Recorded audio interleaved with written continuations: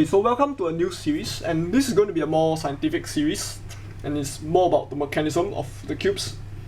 So, like, not everybody appreciates mechanisms, but if you do, this series is going to be for you, and if you don't, at least you understand your cubes a little bit better, and hopefully you can appreciate it a bit better, because sometimes when I watch a cube review, some people will actually just say that the mechanism looks like every other cube and there's nothing special, or some people just totally skip the mechanism, but I feel that sometimes the cubes are actually quite different from each other, and there's some noticeable difference that contribute to how it feels and how well it corner cuts and so on. So yeah, hopefully this series will be quite interesting and it'll help you understand the mechanism of the cubes. So episode 1, unfortunately, I'm going to be doing some boring stuff because I think the interesting stuff are going to be based on this boring stuff. So I'll be looking into SolidWorks a lot in this series, and I'll be going through 4 main cubes. Mainly these are Ishin, Shengshou. Okay, actually I want to say X cube, but I use a Shengshou 5x5 because it has an X cube mechanism, and then finally the V cubes. So I'll be starting from the Ishin and I'll work my way up. So switching to SolidWorks, what exactly is a cube mechanism? It's actually a series of lines that cut the cube up into all its pieces.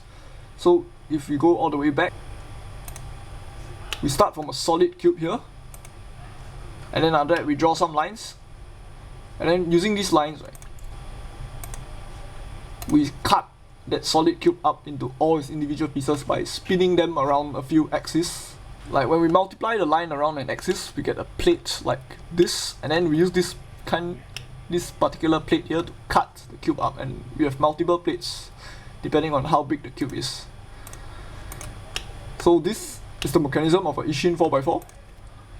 So just take a look at the pieces real quick. The corner has a very short stock, quite big base. Then the edge has this very awkward shape here, quite large, but it's quite close to what we have in most modern cubes actually. Then we look at the center. Okay, the center is quite important. Okay, maybe my model is a bit out of proportion because I think in reality this piece would have been, like the stem would have been thicker, otherwise it's going to break. But I'm more interested in the features here rather than the proportion, and important part, the center is quite big. It goes all the way down. And it actually touches the core, and if you know how the Ishin alignment mechanism works, it contains a big block inside, and it kind of requires this piece to go all the way down.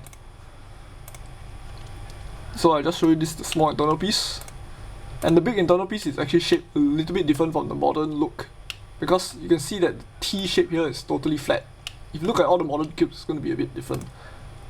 So what I'm going to do now is I'm going to alter the 2 lines that I just drew.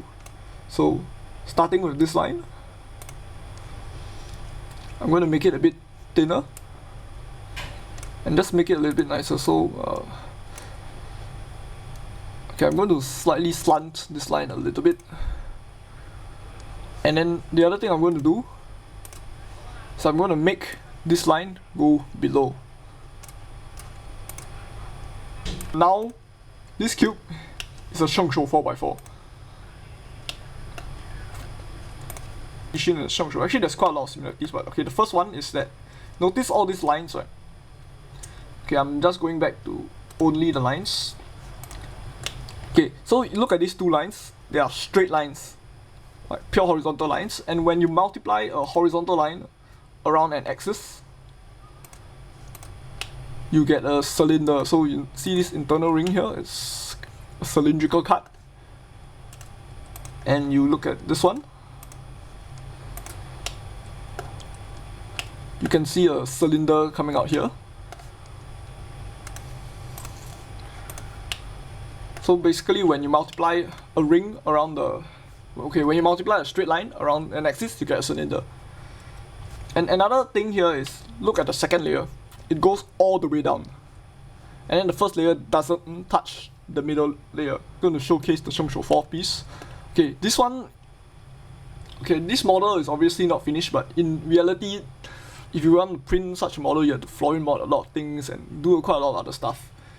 So the original corner is more curved than this, but this is the basic shape. Then comparing with this, Okay, depending on which version of Shengshou, they may shorten this stock and leave some empty space inside the cube. The edge of a Shengshou 4 will have this big flap at the bottom. For this one, it's quite long, it goes all the way down, and if you know the alignment mechanism of the Shengshou 4x4, which I'll probably review in a future episode, the core actually has a series of hooks that come out from the bottom and it hooks the middle layer in place. So now I'm going to change the mechanism of the cube again. This time I'm going to make the first layer touch the core. So now the first layer is just touching the middle layer and the second layer just floating above. Maybe I can make this a little bit smaller just because I have more space. And now what happens is that I have an X cube. So, okay, you can see these lines here. The corner is not a perfect sphere. You can have all these lines here. These are because multiple cylinders intersect each other. So we'll just look at the X cube pieces a bit. Notice the edge here have very sharp pieces, and this is also caused by intersection of multiple cylinders. So I'm going to plug out a piece of the Guansu so you can see them for real instead of in the software. And you can see these very sharp spikes here, and what these actually do is they form quite a good anti-popping mechanism. I'm going to show you a center and an edge. And you see those two sharp spikes earlier? They're actually underneath this center piece. Okay, so the last thing I'm going to do is I'm going to change the mechanism one more time. And now SolidWorks actually didn't recognize some of the things that I did, so I need to edit the model a bit more. So what happened just now was that I changed the two straight lines here into curved lines, and because of that actually SolidWorks glitched up a bit.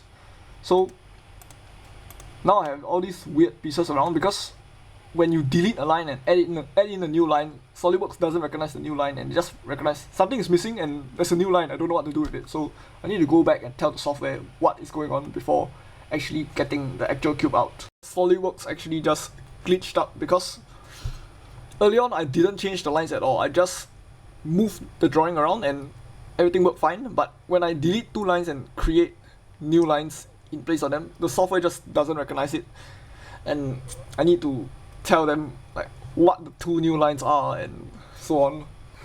What I have done now is that now that these two lines are curves, and not just curves, they are actually arcs, meaning they are part of a circle with this point here, the origin, as the center. Let's just take a look at the pieces.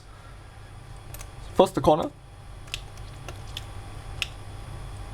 So notice that the surface of the corner is totally smooth. There's no more like ridge going on along the side because that ridge came out from the intersection of multiple cylinders. Another thing to pay attention to is the edge. Notice that the two sharp spikes on the sides of the edge are gone. So early on I said that they can serve as some anti-popping mechanism. Just look at how easy I can pluck pieces out of the V cubes. And there are totally no spikes here as well. You can look at the real cube. It's just smooth. But from the perspective of 3D printing, like having a circular mechanism does have an advantage, which is it's easier to program it. And it also gives you less problems when you want to like design this mechanism in a 3D software and then print it. So yeah, episode 1 in my opinion is just like revisiting one of the old videos from Crazybadcuber, Cube versus Cube, except that I really took a 3D modeling software and really try to be as factual as I can and go through all the cubes. I progressed on the Ishin slowly, like by modifying it slightly from the Ishin 4x4, you become the Shengshou, then became an X cube, and then all the way up until V cube. In the next episode, I'll be doing more interesting stuff like the OW mechanism, and after that the U mechanism. Pretty more interesting than this one.